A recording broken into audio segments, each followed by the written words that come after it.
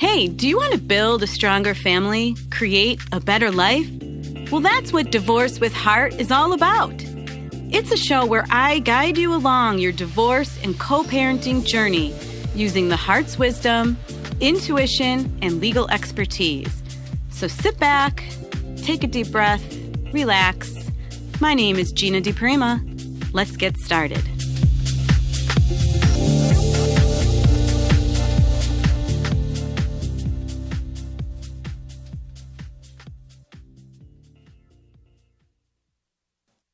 Hey, everybody. Thanks for joining me again. It's another awesome episode that I have planned for you today. I have a very, very special guest with me.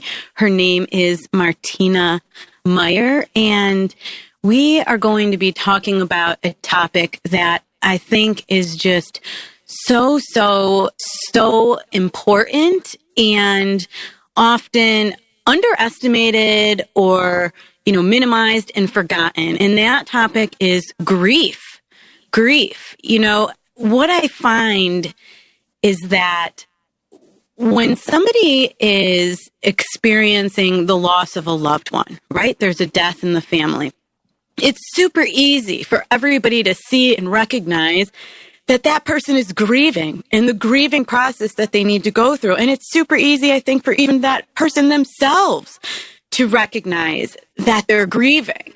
And, when they recognize it, I think that person is more gentle with themselves. They give them space. They give themselves time to heal and feel their emotions and cry if they want to cry. And they know that it's a process, right? When somebody dies, when we lose a loved one.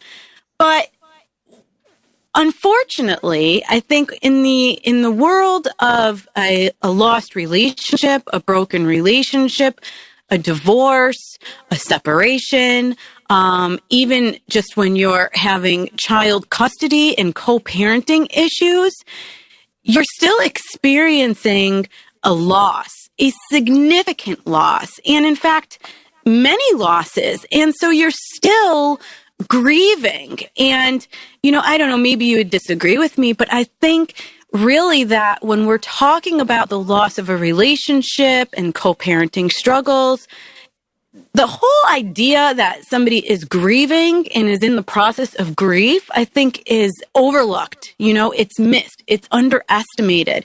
And this is the area where we just think, why can't I just get over it? Why can't I just feel better? And we try to push ourselves out of it or even start questioning ourselves and the decisions that we've made, or even sometimes questioning ourselves to the point of wondering whether or not we should go back to the relationship, even though maybe that relationship was unhealthy.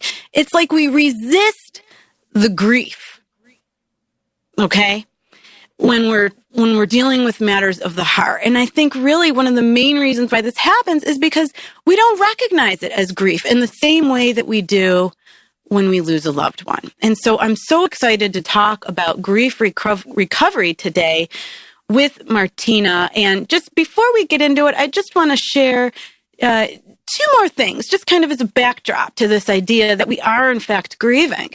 I was in court this morning at family court, and I will tell you, I was hardly even there, okay? Usually when I have a court appearance, I'm going to court and I'm going to be in court for, 4 hours or more, okay?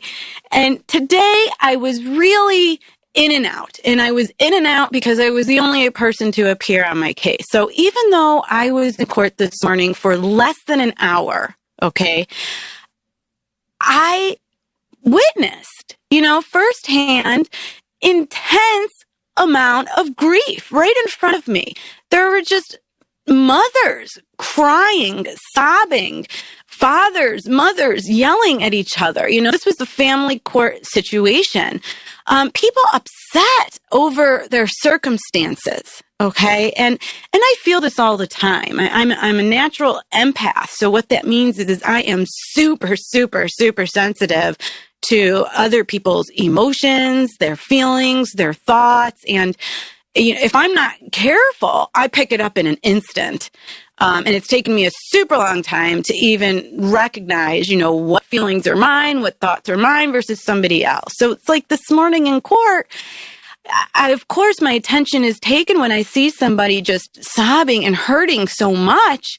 And, for my own self-protection, I have to stop myself. I have to stop my energy from kind of going into theirs and absorbing theirs or feeling what they're going through or reading their mind, so to speak, because really, to me, that's like an automatic thing that happens.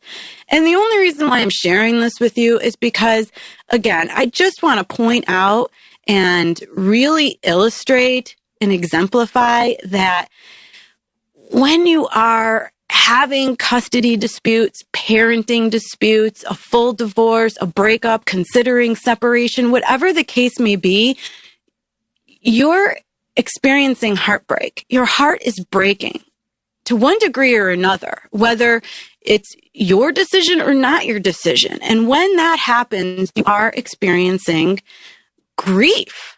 Okay. And we really need to give ourselves the time and space and care and attention, just like we would if we were experiencing a more obvious form of grief when somebody passes away. Right.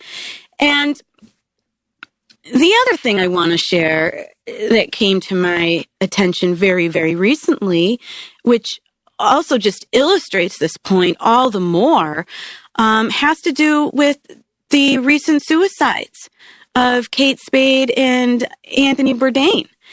I don't really follow. I never followed either one, to tell you the truth. But what came to my attention very recently is that Kate Spade was going through a divorce. And Anthony Bourdain, now he had already been divorced. I think he was, 2 or 3 years post-divorce.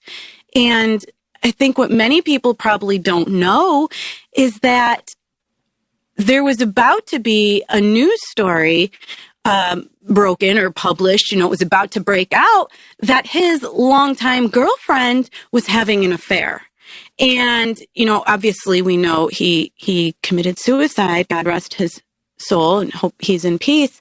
So when that happened, the story got suppressed. Okay. And I'm only raising it again because I really want to really make it so you understand that this is something that you can't underestimate, okay? And this is something that you can't just push yourself through or will yourself out of or think, what's wrong with me? I should be over it by now. It doesn't work like that. And it's so important to recognize the pain and the emotions and the depth of those emotions and to seek help, right? Seek help. I'm always here for you. You know that. Every one of you that is listening to my show and you give me your time and your attention, I am here for you and I will always be here for you. All you need to do is send me a message, send me an email. Oh, by the way, I've got a new email address specifically for listeners and my private coaching clients.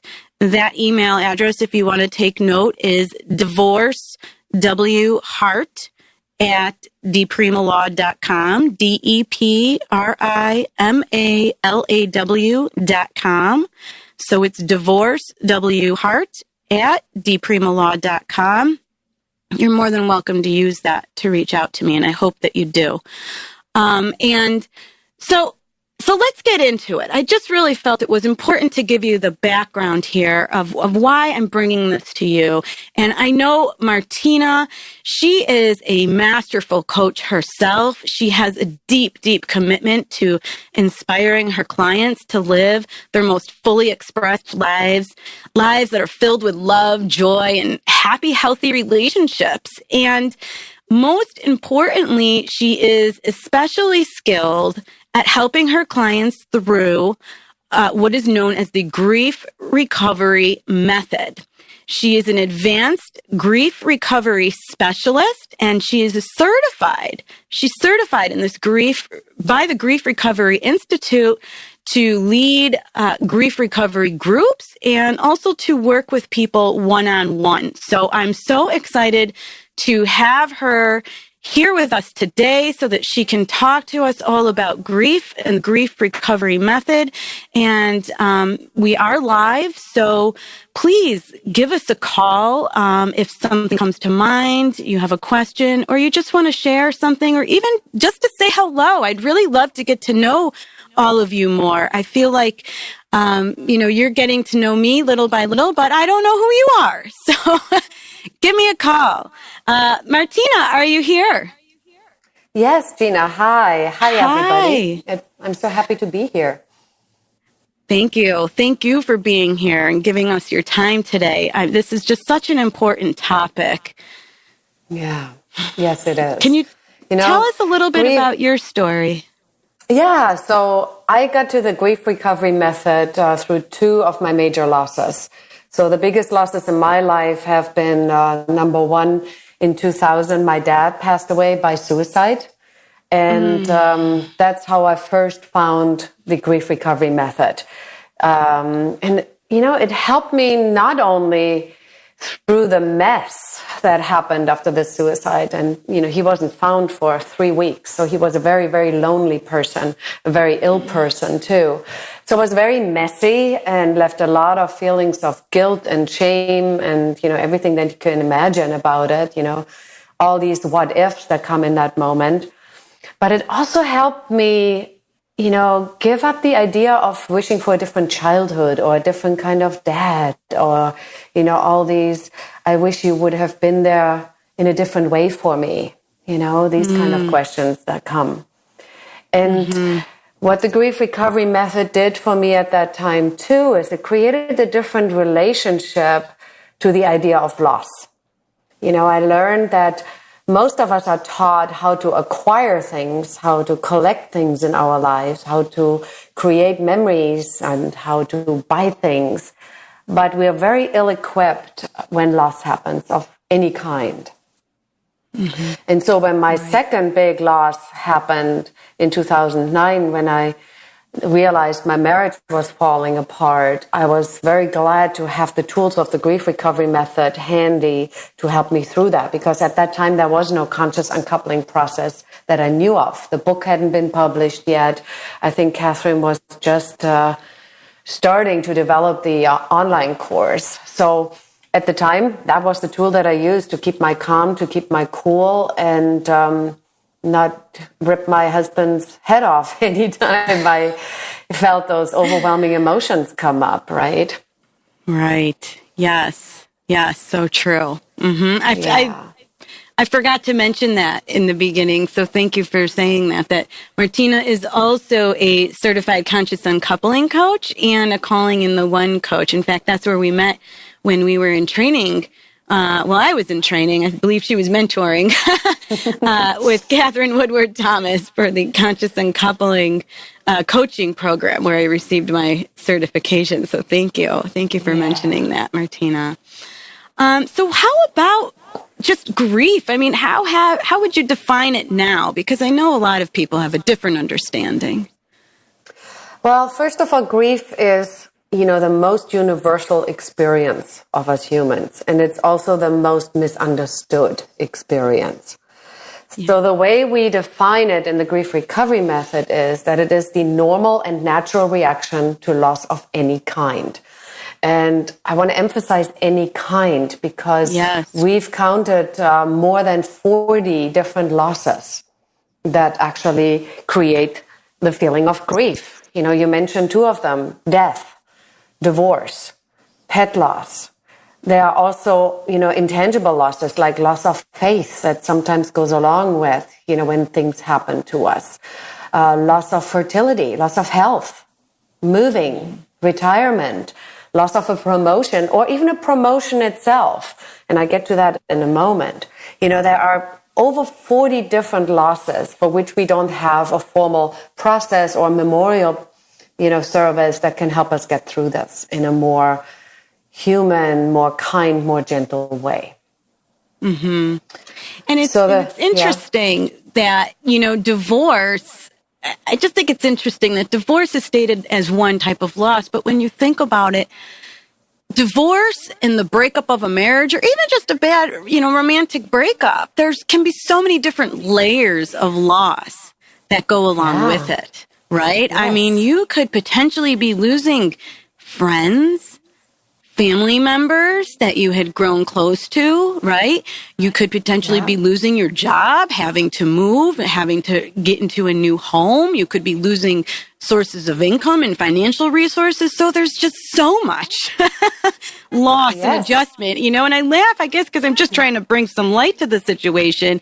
And it's to share that it's just interesting that we minimize it so often. I don't know why, I think that we as humans do that, but I think we do. Yeah. Go ahead. Yeah, well, I have some theories that I'll get to in a moment. But there's great. There's a couple more definitions. And, one of them is the conflicting feelings that come up at the end or change in a familiar pattern or behavior of life, right? Mm-hmm. So notice that it doesn't say change for the better or the worse.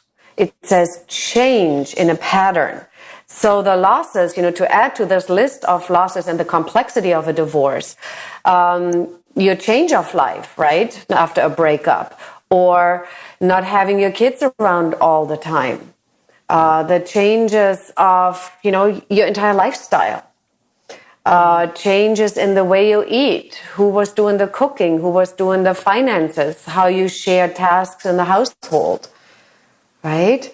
So any kind of change brings up conflicting feelings, and that's sometimes hard for us to hold. And it's hard even when a friend of ours or a family member goes through these changes to hold it for somebody else, which is one of the reasons why we minimize these things, because we just don't know what to do. I see. So in other words, it's almost like it's just too big for us, right? So we try to turn away from it, right? Like turn a blind eye or just pretend that it's not there and just minimize. Is that what you mean? Because that's what I'm feeling. Yeah, that's part of it. Yeah. And we don't have context. Since we don't know what grief is, and we usually are taught, a bunch of myths about what to do about grief and what it is, we don't know what to do with it when it comes up. So lack of context, lack of tools on how to actually deal with it and process it and move through it rather than just cope. That's what makes it feel so big. Yeah. And, the griever, him or herself, doesn't have that context or the tools, and neither do the people around him. So you bump up against all these intellectual comments that are supposed to be helpful, but they're actually adding to the pain. Like, some of my favorites that I heard after my divorce that were the most unhelpful comments were, "Oh, you're still young and attractive. You'll find someone else." Right? Which just perpetuates the myth of just replace the loss and you feel better. Or just move on, just get over it. Or things like don't feel bad, at least. Any sentence that starts with at least usually is an intellectual comment that is not helpful, right? Mm-hmm. At least you still have a house to live in. At least you have your own job. At least your kids are already this age or not this age yet. Or, all these at least, none of them are helpful, right? They minimize the loss, and it does not actually help. Yeah. So another definition of grief is the feeling of reaching out for someone who has always been there, only to discover when you want or need them one more time, they are not there. That hole at the very middle of the heart. And the same thing, if it was the loss of what we call a less than loved one, the feeling of reaching out for someone who has never been there when or how we needed them, only to discover when we want them one more time, they are still not there. Yes. Oh, yep. Heavy, right? It's real heavy. It's really deep. It's like just one of those things where it's like you just got to say it again and let it land and really think about, Yeah. And who talks about these things, right? We try to push that idea away. If I open that box, I might never stop crying or grieve 24/7.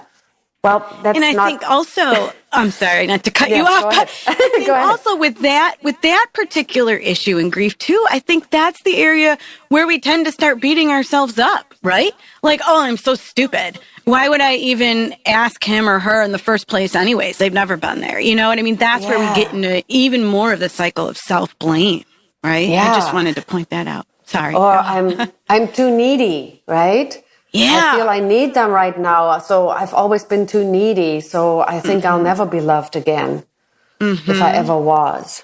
You know, and then we can go down that rabbit hole even further. Yes. And then the last part of the definitions is incompletion. So grief is also the result of undelivered communication, which means the things we wish we had said or done, things that had ended different, better, or more. You know, things that we were hoping for, dreaming of, expectations. You know, those things that don't happen now. Wanting a third child, growing old together, you know, retiring together, whatever those dreams and hopes may have been. Yeah. Right. There's that sense or of in the case with my dad, you know, that wish and dream of hope of a different childhood, of just once having my dad protect me in the way that a little girl wanted to be protected. Right. Strangely, after he died, I had to give up that hope. It's something I never thought about, that I was actually carrying that with me. Right? Yes. You're really bringing some personal things up for me too, listening to you with your dad. I have some of that in my life as well. So yeah. Well, the way, you know, grief is universal. If you are human, you've experienced loss. And most likely you have been misinformed of what to do with that. Yes. Yeah, we don't know. We're not taught. And I know there's a lot of different myths, right? About what are we supposed to do and how we should handle things. So what could you tell us about that? Yeah, like, for example, time heals our wounds, right? Oh, right. Yeah. Yeah, just that's my give favorite. It time. Yeah, just go on vacation. Take some time. You know, you can't grieve all the time. You know, yes, you need to take some time out. And it's not time that heals our wounds. We do. And it's knowing the right steps, knowing the right action steps, and then taking them that heals those wounds. Another big one is grieve alone. I find that most people in grief, because we don't know what to do, and the help that we get from others often, even though it's well-intentioned, it's not helpful, we isolate, which is a big, big symptom in our society, you know, that people isolate. We hide our feelings. We hide it as a weakness. We think we are too needy. We have not been taught how to ask for help productively, you know, before these needs become demands. So we grieve alone. And that's one big mission of the grief recovery method, is to bring people together. So it was originally actually developed as a group program, right? But even in one-on-one grief recovery, you have somebody that witnesses you in your grief, and that is so important. Those stories need to be told. They need to be heard, and they need to be heard without explaining them away. Yes. I really firmly believe that personal healing matters of the heart and your emotions can only be achieved with another person, in relationship. You know, you need another person there, whether it's a coach, a therapist, you know, you just need somebody else there to mirror back at you, validate for you. Otherwise, if we're just on our own and we're retreating on our own, trying to do it ourselves, our head gets in the way too much, you know, and our head starts steering the ship and protecting us from the pain that we don't want to feel, but yet we want to heal it. Right? But you can't heal it until you feel it. Yes. So, which brings me to the next one. Don't feel bad. Right? Don't feel bad. Don't feel bad. You're better off without the bastard, right? Or you're better off alone and sad than in misery with another person who's not your fit. You know? But the whole concept of don't feel bad It actually starts in childhood when we're sent into our room, go cry and then come back when you feel better. So a lot of times this idea I'm guilty of that. Yeah. So telling my kids that, sure. Yeah. So a lot of times the idea of don't feel bad actually comes from the fact that others don't know what to do with our emotions.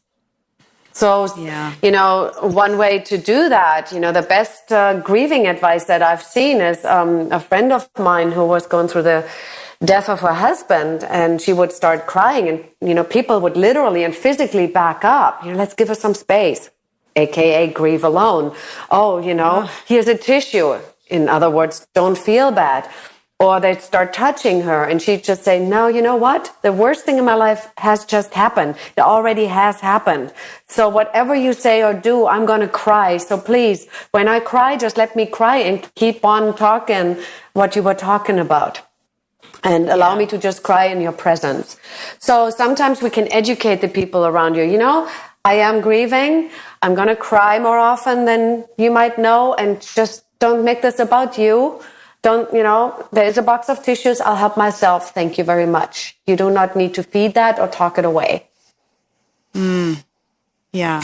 Yeah. What a great example of self-care, to be able to do that. And a first, standing in your own power. I feel like if somebody's able to do that and say, I know what I'm doing. I'm aware of myself. I'm aware of my feelings right now. And it's okay. And I'm okay to be me and to take care of me and my needs right now. What a statement. And I'm okay with the sadness that I feel. I'm okay with the rage that I feel. Mm-hmm. And I'm not going to act out. And I'm going to allow those tears to flow. And please just hold the space for me. Just be present to it. You don't have to do anything about it. I'll tell you when I'm done. It's not that easy. I'm simplifying that. But, that there is some help that we can give others to stop these comments that are not helpful and actually give them some tools and some options on how they can be there for us. Right. Yes, I know. And you're going to tell us all about that, right? Yeah. Another myth that's, especially parents probably feel about their children is be strong. Right? I need to cover my own grief because now I have to be strong for my kids. There's no place for me to be sad, for me to be weak. I need to be strong now. Mm-hmm. Right? Yeah. I think, that's an interesting one as a parent and when you're going through it, because I agree with you. There's nothing wrong with your children knowing that you're hurting too, because you know what? They're going to be hurting. They're hurting. And it helps them to know then that they're okay and they're normal and it's okay to hurt. Now, at the same time, I'm also an advocate of balance. Sometimes I see it happen all too often where the parent is just so overwhelmed, right, with the grief and the loss, and they probably are just retreating or isolating. They don't have anybody helping them through it. And so all of their emotions are always spilling out in front of the kids. Yeah. And then that kind of creates a different kind of a problem where then the children are going to feel those emotions and then feel like they need to take care of that parent or perhaps at times take sides, turn against the other parent. I mean, that's a messy dynamic, right? So I agree in the whole, it's a myth. It's not that you have to just be strong for your kids. It's okay that your kids know that we're all hurting. We're all upset. We're all sad. We're all going through this together. I would just add, I suppose, a caution to make sure things are in balance. Does that make sense? Yes. Yeah. And instead of succumbing to the myth of be strong, it might be helpful to turn towards a friend or coach or a therapist or somebody who can help in this situation, who can help contain these emotions and find a more neutral and find that balance. So we also don't need to be strong in that myth kind of sense, to hold up a facade, because kids pick up on that, right? They have that innate wisdom that they feel that if something's off. Oh, especially with their parents. They feel everything, I think, of their parents. So connected. Yeah, definitely. So, and that's just it again. You want to work with somebody and have a partner there to support you through all of these changes. And if you do, then you're not going to have the need to bring it to your children, right? Because you're getting fed somewhere else. So and you get to be the adult in the room. Yeah, exactly. Yeah. Okay. So another myth is replace the loss, right? Oh, just go out and date. Right? And so what we do when we're still acutely heartbroken, we just repeat the same pattern. Yeah. Isn't that true? Or, we get that new pet, the new cat, the new dog, and the grief becomes even stronger because we're still incomplete with the loss, the original loss that has occurred. So the idea of replace the loss hardly ever works, or parents who now buy children something to, help them not feel bad, to replace some of the loss. Okay, you don't have that house anymore, so let me buy you something to make you feel better. Rarely ever works. Mm-hmm. Yeah. Oh, I see that a lot. Yeah, I do. I see that a lot in my practice. Mostly, actually, I was going to say mostly with younger kids, but no, not always. With teenagers too, because they have more expensive taste. They need things like iPhones and things like that. And that's the kind of thing that'll start happening for sure. Mm-hmm. Yeah, and we do it ourselves, right? Retail therapy. Retail therapy. Yeah. Or as women, what we do to replace some of these losses is we get a new haircut, a new wardrobe. We join a gym. Right? Yeah. Which somehow is supposed to replace that feeling of emptiness inside. And that's actually what we call a short-term energy relieving behavior, or STIRB. Those are some of the coping mechanisms that we are erroneously taught might help us. Keep busy. Go travel. I was going to say, I see that is distraction. You're just distracting yourself from feeling, because you're keeping yourself busy. You're going to the store. You're doing all these things. You're, trying to put the smile on your face so you can be a nice person to the clerk and, hello, how are you? Have a great day. And you know what I mean? You're keeping yourself busy going, instead of allowing yourself to feel those intense emotions that are coming up. Because we don't have a container for it. So we stuff it all in the steam kettle, where we don't know who has the control of the, volume button or the heat button to turn it up. So it's dangerous to deal with it, because we never know if this thing is going to explode or implode, right? Because it's so full of all these incomplete loose ends that we carry around with us. So that's where knowing some of the right action steps will help to not have to use these coping mechanisms anymore, because there is no steam to blow off anymore. We actually have the capacity to complete these things in a way that's healthy, that allows us to not close the kettle, but to complete the actual things that have gone before, Yeah. And that's really the whole getting over it versus getting complete, right? Yes. Yes. Yeah, when we're talking about grief, we are not really looking for closure. The movie industry and books in our society, we often talk about we need closure. Well, closing the door does not really change anything. Even when somebody dies or leaves forever, it doesn't mean that your emotional relationship with them ends. Neither do the hopes, the wishes for something different, better, or more. Right? So incompletion means, all these things that you might be unwilling to think about or talk about. Or, if you're only talking about the good stuff, or only talking about the bad stuff somebody did or a situation. Or if you can't remember any fond memories anymore, or they turn painful when you think about them, those are all indicators that there is something incomplete. And there are specific steps that we can take. That's what this process is about, in order to complete these loose ends one by one. Yes, and we're definitely going to dive into the process right after break. But before we take the break, I just want to address one more thing quickly on the stages of grief, because I think, the quote unquote stages of grief have been somewhat popularized, right? And most people have some understanding, but often confused, right? Yes. So what would you say the stages of grief are?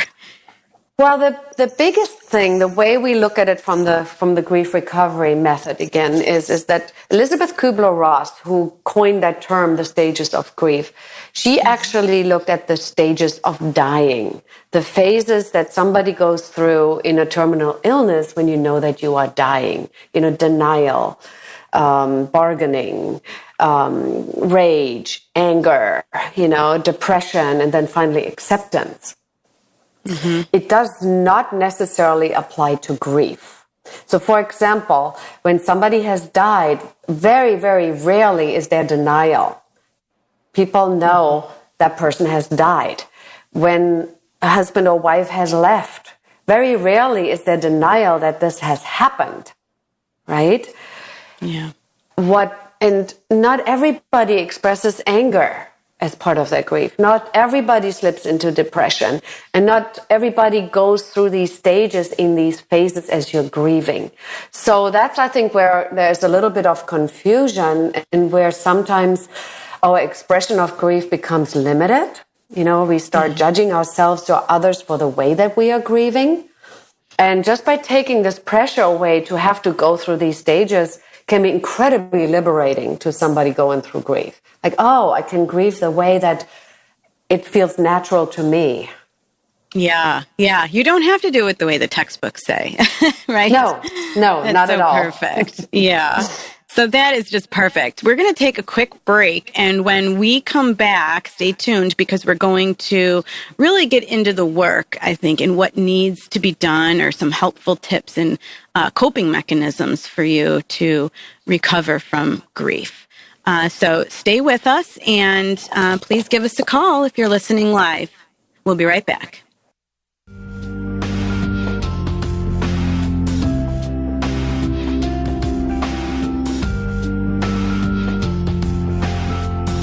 Hey there, it's Gina. If you like what you hear, did you know that you can get even deeper and closer to your heart's wisdom and receive personal one-on-one guidance by working with me virtually? If you're sick of drowning in frustration and overwhelm and ready to flow through your divorce and co-parenting challenges, then go to my website and book a call with me. That's deprima.com, DEPRIMA law.com. Or you can find me on Facebook at Deprima Law. Talk to you soon.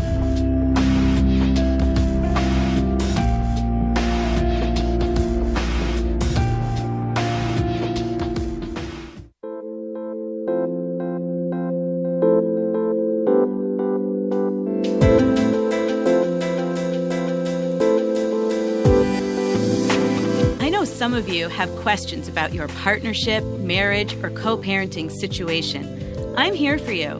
Give me a call in today's live episode by dialing the U.S. number 1-760-456-7277. That's 1-760-456-7277. Talk to you soon.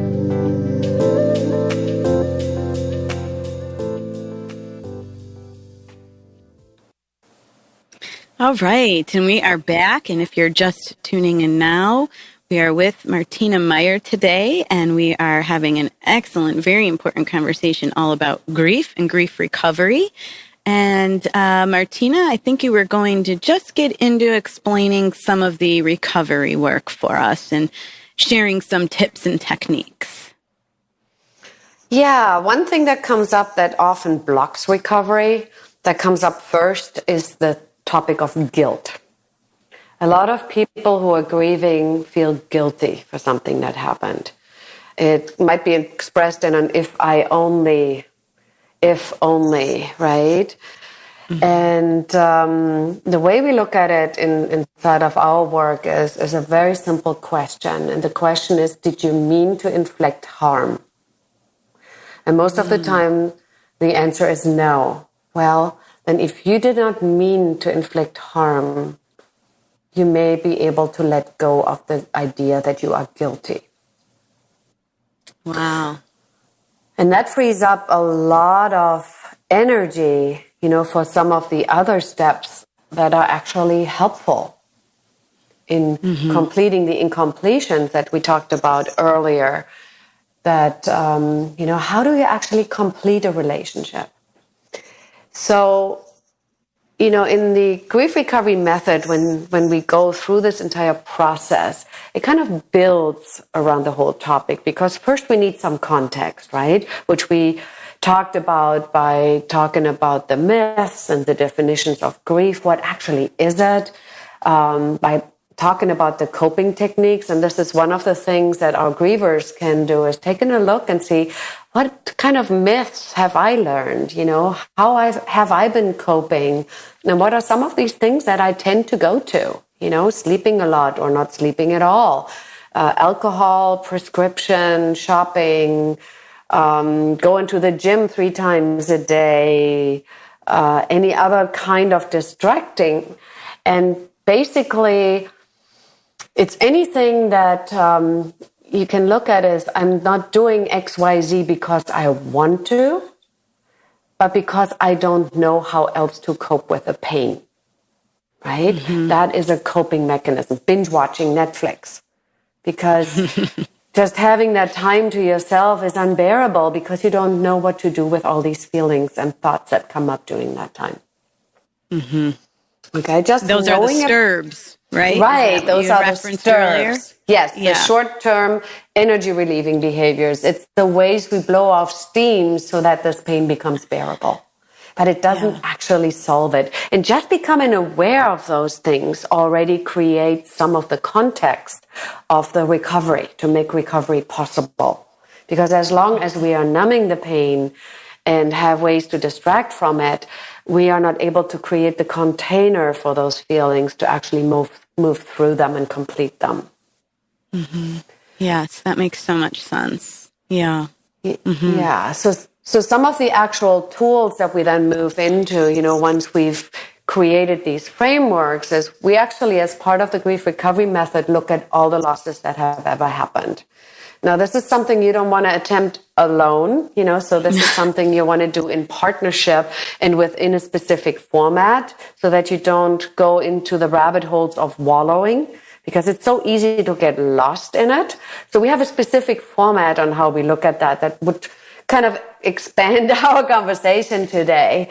But what we often find is, when we go through this whole history of losses, is that we hadn't even noticed that there are some incompletions inside of that. We didn't even knew that they deserve to be honored by grief. To give you an example, the one thing that surprised me when I looked at my history of losses is, I kind of expected that some tears would come up as I would be sharing about my grandpa dying, or my grandma, or, certain friendships that were lost along the way. But the thing that out of the blue all of a sudden got me emotional was leaving Germany and coming to America. And I never considered that as a loss or something that felt incomplete, because I was moving for love, right? I was moving to this great new country and great new place, this man that I loved, honeymoon. And I never even realized how important it was to actually also honor the things that I missed, that I had lost. Simple things like ice cream and bread, and some of the friends that I was used to, some of the ways things worked and looked in grocery stores. Seemingly silly little things, but by never being acknowledged and validated, they continue to grow in my own steam kettle until I actually gave it a chance to be recognized, validated, witnessed by another human being, and it helped me to completely look differently at my expat status, living in a different country. So this is a surprise that, almost every griever experiences 1 or 2 surprises on their loss history graph of, oh, I did not realize that this would touch me so deeply. Wow. Yeah, I can imagine. And it's also easy to see why you can't do this alone and really need an expert in the process to do it with you. So I wonder, the loss history that you do, does it go back as far as you can remember? Is that how you do it? Yes. It goes down to your dawn of conscious memory, the very first memory that you can imagine, which for some people is around 2 or 3. Some people have, memories at 6, 12. There is no right or wrong answer for that. It doesn't need to be a loss. It's just the very first memory. So we go all the way back.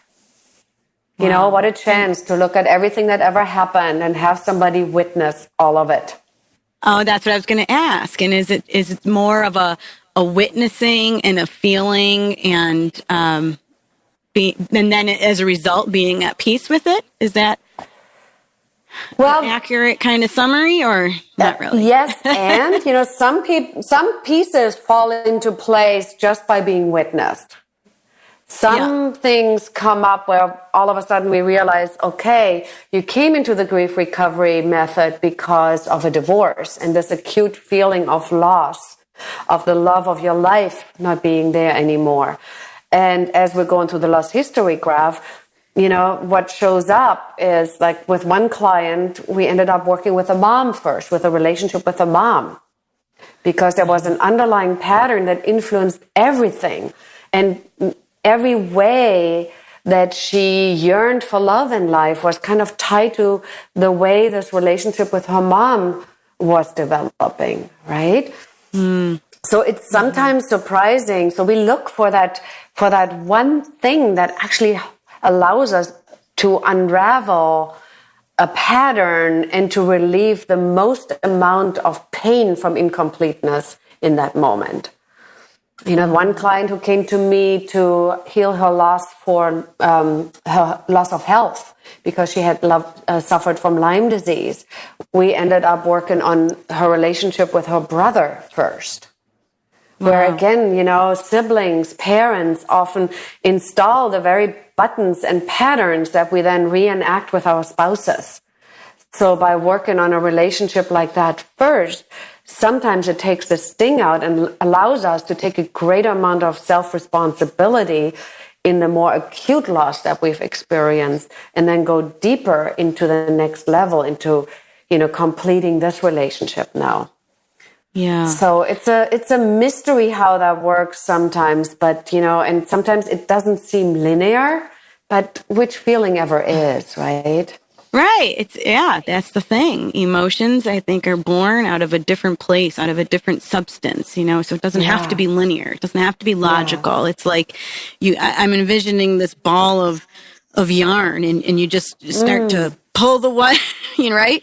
You pull the little yarn and the whole thing unravels, right? Yes. So we're coming to the end of the hour, but I don't want to let you go without getting into the recovery components and completion. So if you could just touch on that a little bit. Yeah. That would be great. So ultimately, when we start unraveling the story of a specific relationship, what we will find as we're looking at, when we're looking at a relationship, first we go for finding a balance of good and bad things. Remember when I talked about incompletion, there is a tendency sometimes that somebody never could do any wrong, right? We look back at our former spouse and they did everything right. We cannot find any fault except for that they're not there anymore.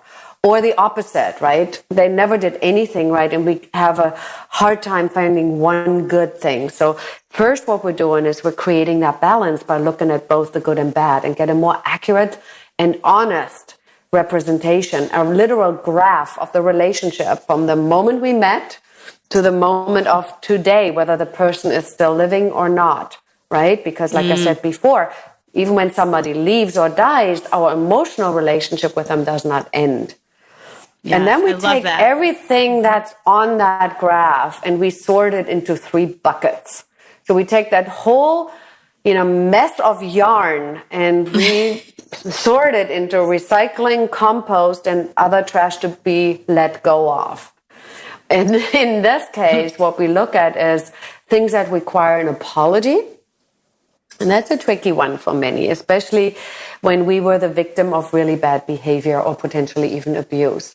For a lot of people who've been truly victimized, finding things to apologize or to say an apology is very, very hard. And so, we look at finding at least that 1% that we can control in a situation. So as an example, what ruins the picnic? Is it the rain or our attitude about the rain? Yes. Yep. It's both, right? So, well, I don't know. I like rain, especially if I'm really hot. So it might not ruin it. It might add to it. Yeah. If you have 20 people there in blankets on the grass, probably pretty messy, right? So but there's nothing we can do about the rain. So what we can control is our response to the rain. And it's similar with bad behavior. There may not be anything we can do about the bad behavior of the other person. There's nothing I could do about the bipolar narcissistic personality disorder of my dad. I had zero influence. What I can do about it now is look at my response to how I was raised and how I, now define things in the face of this and in the face of these memories. So I can look at my response to the situation now that I have a choice to do things differently. And that's where I access my ability to also say apologies. Apologies, even for my dad who behaved badly, for moments where I know I provoked him because I didn't know of any different way of dealing with his behavior. So apologies is one component. And I purposely don't instruct my grievers to ask for forgiveness because you can't. Asking for forgiveness is actually manipulative, asking somebody else to do something what you need to do, which is apologize. So apology is one component. The next bucket is forgiveness, actually. And there's a lot of confusion about forgiveness. The first confusion is we think that when we forgive somebody, we actually condone their bad behavior. And that's not the fact. We also might think that forgiveness is a feeling that will come one day when enough time has passed and we're healed. Then we will feel forgiveness. And it's not. It's actually an action. I acknowledge that you did that. It hurt me and I'm ready to let go of the pain. Mm-hmm. Yeah. Wow. And the last component is to say all the things that we didn't say. The thank yous, the I love yous, the I was angry when, right? And then a lot of those statements may require an apology or forgiveness, especially if they are, negative or uncomfortable emotions that came up. So those are the steps that we take to actually and actively recover from grief. Wonderful. One caution, Wonderful. We never tell these apologies or forgivenesses to the other person. So this is just between you and your grieving partner or coach. So this is between you and you. It's not between you and them. Because an unsolicited forgiveness almost always lands as an attack. Because the other person doesn't have any context to this conversation. They haven't done the work. Less scary. Right. Yeah. Right? Yeah, I think that makes it a lot less scary. Yeah. Yeah. Yeah. Oh, that's so that was a lot, right? I'm so glad you joined us today. I mean, it is a lot, but it's just so important. And I'm just so happy that you were able to be here. And I know you're available to our listeners if they want to dig deeper and work with you.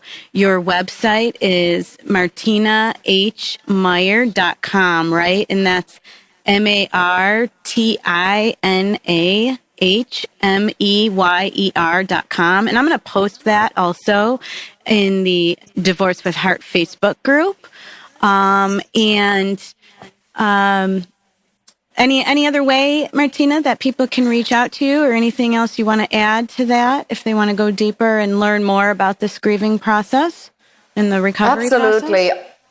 Yeah, on my website, you will find a link to an ebook that gives 61 tips about grief. Wonderful. And a lot of times just looking at these little snippets already make it better, by being able to tell others what you need in context with your grief, or by realizing that you are grieving. That's the first step. And I'm also thank you offering so a much. free conversation. So reach out. I'll talk to you. We can figure out what we can do next. Oh, thank you, Martina. I so appreciate it. And I appreciate you all for being here and listening. Please go to iTunes and leave a rating if you like what you hear. And reach out to me with any questions, concerns, or shares. I really want to get to know you so I can be there for you. Thank you and have a beautiful week. Thank you so much for joining me today. Come back next week and be sure to visit my website at dpremalaw.com to book a call. Or let's connect on Facebook at DPrima Law, where you can join my group for more support. Please remember that the information shared is for general and entertainment purposes only, and that by calling in or messaging me, we are not creating an attorney-client relationship, and my advice is not intended to be legal advice. For specific legal advice, please contact a lawyer in your jurisdiction. This show is brought to you by InflowRadio.com, the best curated talk radio network for personal development, wellness, spirituality, and conscious business.